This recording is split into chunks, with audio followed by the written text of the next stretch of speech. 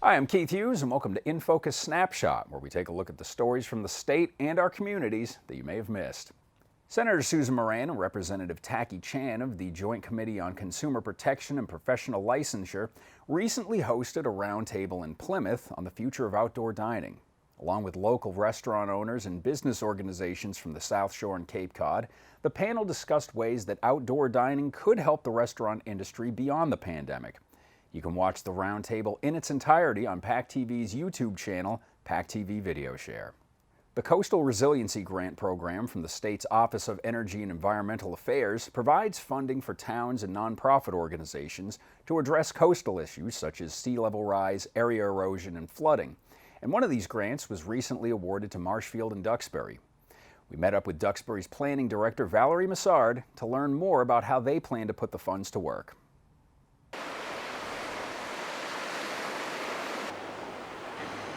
Hi, we're here today at Duxbury Beach and we're talking about the seawall behind me and also the way to stabilize the sand that's in front of that seawall. And we have two important things going on. You can see behind me that there's a change in the way the seawall looks. The white part that's tall and looks new is new. That was reconstructed with federal emergency funds that helped us to reconstruct the walls that failed during the 2018 storms. And you can see much closer to me, we have the walls that actually are still here from the 1940s and 50s when they were built that need to be reconstructed to look like the new work behind me. What's interesting is that we have to get a completely different source of funding to pay for that. And the Coastal Zone Management team has come forward and given us these beach nourishment grants to study and figure out how do we stabilize this beach? What's the best way to do it? Woods Hole Group has been doing bathymetry. They've been measuring the fish and the rocks and the sand and telling everybody that this is a place where adding dunes will work. So we want to add that nourishment here, make the beach much wider, make it harder for the waves to get to the wall. Right now they get to the wall every day, and we really like to slow that down so that even the walls that are here and the new walls that we're reconstructing last longer. And that'll stop the cobble and the sand from being tossed up over the wall, and it will also help us to make the walls more stable and to give you more beach area to play on. We need easements to do that. We've asked everybody in the neighborhood to give us an easement because it's generally understood that this is a private beach, and we just want to make sure we have all the permissions in place to get the permitting and get the money to make that happen. Once we're able to do that, we're able to apply for money for both the work on the beach and the work on the wall separately, but with the same intent in mind. So we're excited to get people out and think about signing those easements, those who haven't yet.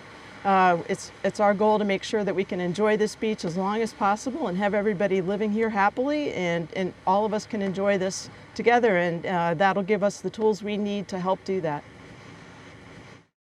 Senior tax work-off programs help to reduce property tax liability in exchange for volunteer service to municipalities, and Kingston and Duxbury are currently accepting applications for their programs. For Duxbury residents, applicants must be able to prove that they had an income of less than $61,000 in 2020, with an asset limit of $100,000 not counting residents. Those interested can make an appointment with Steve Dunn at Town Hall to start the process. Applications must be submitted by October 15th. Information for Kingston's program is on the town's website, kingstonmass.org, under the Council on Aging section. There you can find the program's requirements and the application, which is due by October 14th. As part of the American Rescue Plan Act, or ARPA, towns can utilize coronavirus recovery funds for projects such as water and sewer, supporting vital wastewater and stormwater infrastructure. Plymouth's Director of Public Works, Jonathan Beater, talked to us about two important projects that benefited from these funds. Good morning, everybody. I'm Jonathan Beater, Director of Public Works. We're here on Water Street in front of the old Isaacs. We're here to talk about the sewer interceptor. The sewer interceptor here is out on the beach area. It's about 1,400 feet of 30-inch reinforced concrete pipe. We put in a request to the Select Board to access ARPA money, which is the American Reinvestment Act money.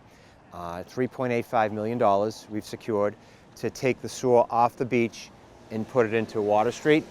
What we're looking to do is replace an older section here and remove it off the beach. This is a liability for us in terms of environmental, sea level rise.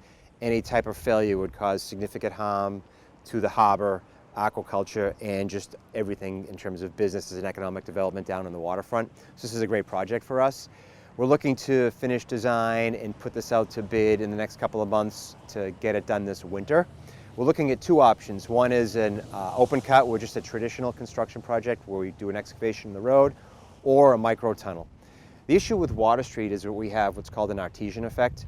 Once we get down to a certain depth, the water really just starts to really come up and it's difficult to control. So those are the things we're looking to address. But the project is about 1,400 feet. It'll go from about the T-Wharf, which is the roundabout, up to a little bit past Winslow or the DCR bathrooms.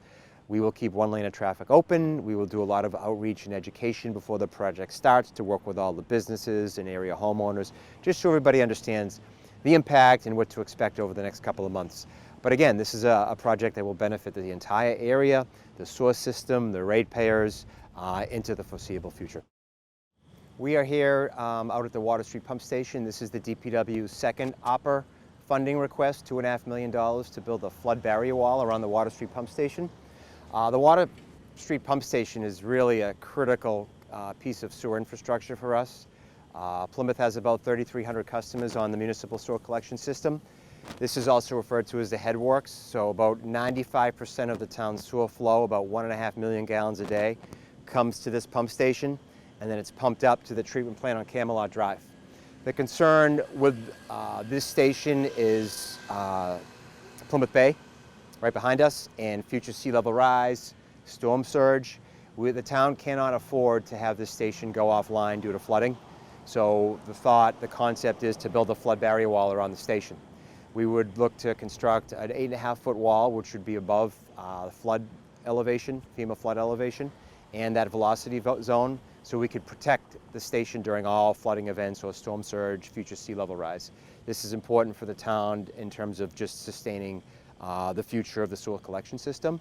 Again, it would be a decorative wall, about 8.5 foot in height. We would wrap the entire building to fully protect it.